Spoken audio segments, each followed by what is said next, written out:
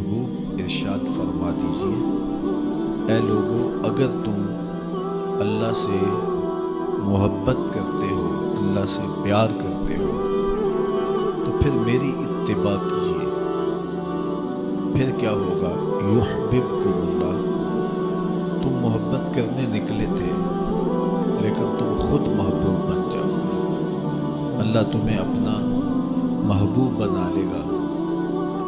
جب تم اس کی محبتوں کے مستحق بن جاؤ گے تو پھر تمہارے اوپر کرم نوازیوں کی بارشیں اتریں گی اور تمہیں خیر کی توفیقات سے نواز دیا جائے گا۔ تم راہ حق پہ چلو گے تو تمہارے لیے آسانیاں پیدا کر دی جائیں گی، ورنہ یہ راستہ بہت کٹھن ہے۔ دنیا کی کسی چیز سے، کسی وجود سے، کسی ذات سے محبت کا ربط و رشتہ قائم ہو جائے تو اس کے امتحان بڑے کٹھن ہوتے ہیں اور منزل تک پہنچنے کے لیے رسوائیاں بھی گوارا کرنا پڑتی ہیں، کٹھن مقامات بھی گزرنے ہوتے ہیں، حالات کا جبر اور تلخیاں سہنا پڑتی ہیں، اور ہزار کاوشوں کے بعد ایک معمولی سی منزل نصیب ہوتی ہے۔ تو اللہ کا پیار کوئی اتنا سستا تو نہیں کہ وہ بغیر مشقتوں کے نصیب ہو جائے۔ اس کے لیے کوئی رت جگہ نہ کاٹنا پڑے، کوئی مشقت نہ سہنی پڑے، کوئی ملامت گوارا نہ کرنی پڑے، کوئی دکھ نہ جھیلنا پڑے، حالات کے جبر کا مقابلہ نہ کرنا پڑے۔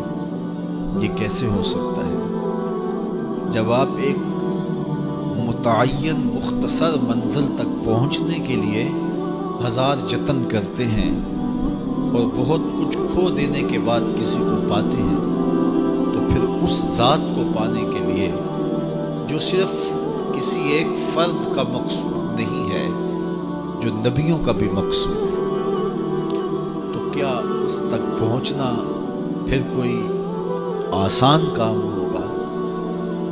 بڑا کٹھن مرحلہ ہے۔ یہاں کھال بھی ادڑتی ہے، یہاں سولیوں پہ بھی جھولنا پڑتا ہے، یہاں فصیلے دار پہ سروں کا چراغاں بھی کرنا پڑتا ہے، یہاں بدن کی بوٹیاں لوہے کی کنگھیوں سے چھیدی جاتی ہیں، اونٹوں کے پاؤں سے باندھ کر کے الٹے سمت اونٹوں کو دھڑا کر کے بدن چیرے جاتے ہیں، یہاں زنجیروں سے کسا جاتا ہے حتیٰ کہ زنجیریں ہڈیوں تک جا پہنچتی ہیں، یہاں چکیاں بھی پسوائی جاتی ہیں اور پتھروں کے نیچے بھی رکھا جاتا ہے۔ ظلم اور جبر کا کون سا طریقہ نہیں جو اللہ کے عاشقوں پر آزمایا نہ گیا؟ کون سا جبر نہیں جو اہل اللہ کو راہ حق میں سہنا نہ پڑا؟ سر پہ آرا رکھ کے پاؤں تک نبی چیر دیے گئے۔ حضرت زکریا کی کہانی پڑھ لیجئے۔ یہاں زندانوں کو انسانوں کے وجود نے روشن کیا اور زندگیوں کے طویل لمحے تنہائیوں کی قید میں گزارنے پڑے، اپنوں سے جدا ہونا پڑا، کنان کے تاریک کنووں کو آباد کرنا پڑا، مالک ابن زغر کی قید کی مشقتیں سہنی پڑی۔ وہ وقت بھی آیا کہ ایک اٹی مول پڑا اور وہ بھی خریدنے کے لیے آمادہ ہوئے۔ زمانہ دیکھتا ہے کہ اس راستے کے اندر کتنی مشکلات ہیں، کتنے دکھ ہیں اور کتنی اذیتیں ہیں۔ اس کا پانا، اس کا قرب کوئی معمولی تماشا نہیں ہے کہ چٹکی بجاتے ہوئے قرب الہی نصیب ہو جائے۔ یہ ایک بہت بڑی دولت ہے اور اس کو حاصل کرنے کے لیے لوگوں نے زندگیاں وار دی، راہوں کی مٹی بن گئے اور حالات کے تھپیڑے سہتے سہتے منزل تک پہنچنے سے قبل ہی وہ اپنی جان آفرین کے سپرد کر گئے۔ لیکن یہ احسان ہوا اس امت پر کہ شارٹ کٹ رستہ دے دیا گیا، مختصر راہ دے دی گئی۔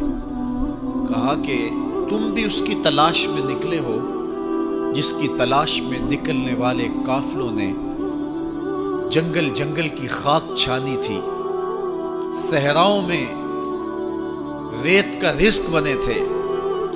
تم بھی اس کی تلاش میں نکلے ہو، تم جلا دیے جاؤ گے، تم مٹا دیے جاؤ گے، لیکن آؤ تمہیں ایک شجر سایہ دار بتائیں، تمہیں ایک ٹھنڈی چھاؤں بتائیں جس کے سائے میں بیٹھ کے انتظار کرو گے تو